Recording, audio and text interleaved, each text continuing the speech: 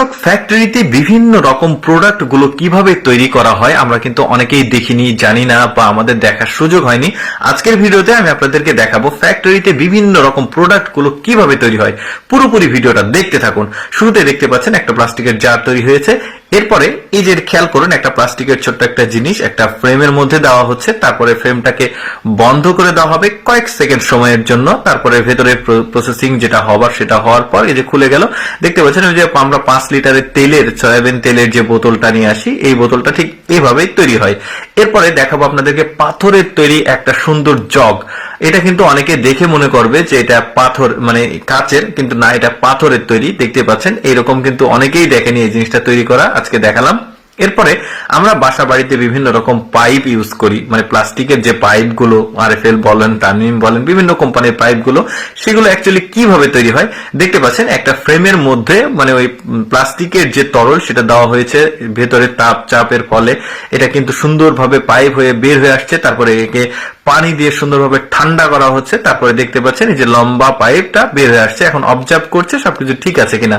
এবার দেখুন যে প্লাস্টিক লাইলনের যে দড়িগুলো, মোটা দড়িগুলো বিভিন্ন কাজে ব্যবহার করা হয়, সেগুলো এই মেশিনটার মাধ্যমে ঠিক এই প্রক্রিয়ায় তৈরি হয়।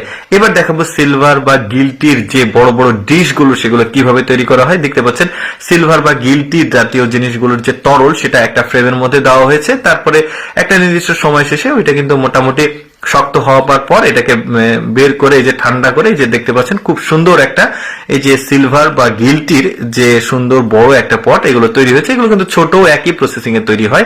এবার দেখাবো পেরেক কিভাবে তৈরি হয়। দেখতে পাচ্ছেন এখানে ফ্যাক্টরিতে পেরেক তৈরি হচ্ছে, একসঙ্গে অনেক প্রোডাকশন হচ্ছে এখানে। এই যে দেখতে পাচ্ছেন একটা লম্বা তার রয়েছে, লোহার তার, এটাকে ছোট ছোট অংশে কেটে এই যে দেখতে পাচ্ছেন খুব সুন্দর বিভিন্ন সাইজের পেরেক তৈরি হচ্ছে। এরপর একটা ইন্টারেস্টিং জিনিস দেখাই। এই গাছের যে গুড়ি সেটাকে খেয়াল করবে, এইটা একটা মেশিনে দেওয়া হলো, এটাকে ঘুরছে, এটা কিন্তু এখন চিকন হয়ে যাবে। আর ওর গাছ মানে গা থেকে ছালগুলো এই যে দেখতে পাচ্ছেন একটা নির্দিষ্ট একটা পরিমাপে স্কোয়ার মাপে বের হয়ে আসছে। আর এগুলোকে বের হওয়ার পর এগুলোকে শুকাতে দেওয়া হয়েছে। বলতে পারেন এগুলো কি তৈরি করা হবে, এগুলো যে প্লাই উড, বিভিন্ন রকমের ফার্নিচারের মানে কাঠ বাদ দিয়ে যেটা হয়, আমার ঠিক মনে পড়ছে না, ওই জিনিসটা তৈরি করছে। এই যে দেখতে পাচ্ছেন বেশ চমৎকার ভাবে। এখন ওই যে ফ্যাক্টরিতে যে গাছ থেকে ছালটা বের মানে খুলে নেওয়া হলো এই যে মেশিনের মাধ্যমে, ওইটা কিন্তু এই প্লাইউডের উপরে দেওয়া হচ্ছে। বেশ চমৎকার ভাবে কিন্তু এই যে দেখতে পাচ্ছেন এগুলো ফার্নিচার তৈরি করা হবে।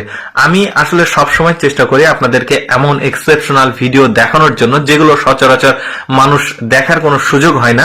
তো এই ধরনের এক্সেপশনাল ভিডিও যদি প্রতিদিন আপনাদের দেখতে পছন্দ হয় বা ভালো লাগে, তাহলে আমাদের পেজটিকে ফলো করতে পারেন। এই ভিডিওটি কেমন লাগলো কমেন্ট করে